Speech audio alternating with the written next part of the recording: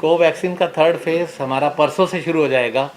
हमें उम्मीद है कि कल हमें 1000 हेल्दी वॉलंटियर्स को वैक्सीनेट करने के लिए वैक्सीन मिल जाएगा और हम उसके तुरंत बाद परसों से ही इसका थर्ड फेज़ शुरू कर देंगे, जिनमें से पहले 200 हेल्दी वॉलंटियर्स को वैक्सीन जल्दी लगाया जाएगा ताकि उनके अंदर इसका एंटीबॉडी रिस्पांस क्या आता है वो हमें पता चले, क्योंकि पूरे देश में 3 सेंटर्स ऐसे हैं जहां पर एंटीबॉडी रिस्पांस शुरू में स्टडी किया जा रहा है और हमें उम्मीद है कि अगर 600 लोगों के अंदर रिस्पांस अच्छा आता है तो ICMR इसके लिए परमिशन लेगी ताकि मार्केट ऑथेंटिकेशन हो सके और इसका मास प्रोडक्शन हो सके। अच्छा, जो डोज है कितनी डोज लगाई जाएंगी और कितने दिन के बाद? इसके अंदर 2 डोज लगाई जाएंगी।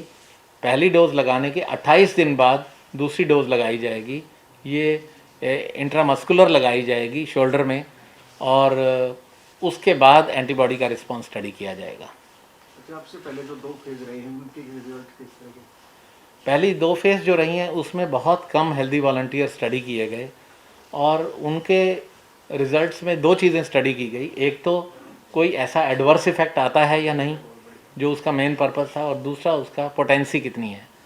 तो पहली 2 फेज़ में जितने भी हेल्दी वॉलंटियर लिए गए उनमें या तो कोई साइड इफ़ेक्ट नहीं आया या बहुत ही मिनिमल साइड इफ़ेक्ट आए, जैसे इंजेक्शन साइट पे हल्का दर्द होना या 2-3 हेल्दी वॉलंटियर्स को हल्का बुखार आया। इसके अलावा कोई और मेजर साइड इफ़ेक्ट किसी में नहीं नोट किया गया। वैक्सीन अच्छा, जो थर्ड फेज है इसमें जो एज ग्रुप है क्या क्या रखा जाएगा? थर्ड फेज़ के अंदर लोअर एज लिमिट 18 साल है, लेकिन अपर एज लिमिट कोई नहीं सेट की गई।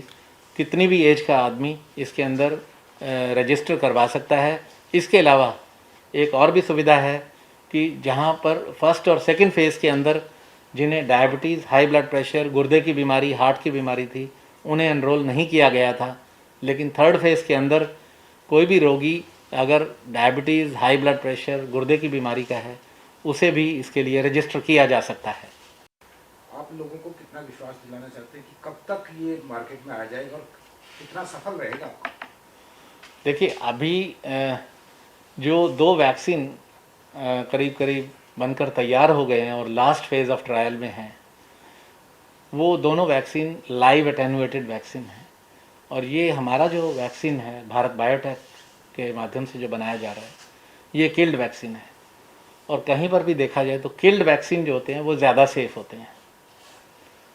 दूसरी बात यह है कि इसका जो एंटीबॉडी रिस्पांस है वो पहली डोज लगने के 42 दिन के बाद में जो टेस्ट किया जाएगा उसके अंदर हमें पता चलेगा कि इसका एंटीबॉडी रिस्पांस सेटिस्फैक्ट्री है या नहीं है।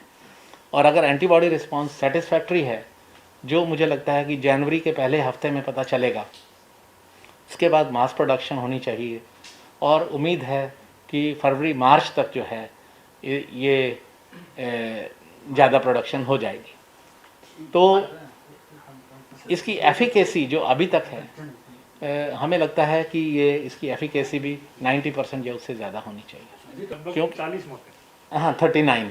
हाँ जी, 8 दिन के अंदर 39 डेथ्स हुई हैं।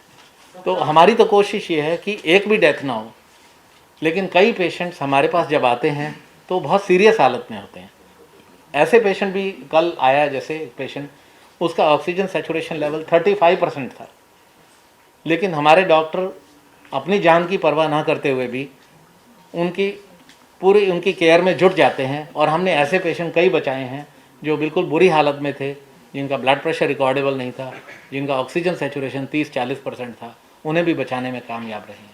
फेस्टिवल रहा, भीड़ भाड़ रहा है इलाकों में और अभी सर्दी का मौसम, तो क्या मरीजों की संख्या में बढ़ोतरी हो सकती है? देखिए, जैसा कि हम सब जानते हैं, जब तक वैक्सीन उपलब्ध नहीं होता तब तक हमें कोविड अप्रोप्रिएट बिहेवियर फॉलो करना पड़ेगा। इसका मतलब यह है कि सोशल डिस्टेंसिंग, इसका मतलब है मास्क, इसका मतलब है सैनिटाइज़र। और जो अभी फेस्टिवल सीज़न चल रहे थे इसके अंदर आमतौर पे मार्केट्स के अंदर देखा आपने बहुत ज़्यादा भीड़ भाड़ थी और कई लोगों ने मास्क भी नहीं पहना। तो ऐसा डर है कि आने वाले 1 या 2 हफ्ते के अंदर हो सकता है इस नंबर में बढ़ोतरी हो।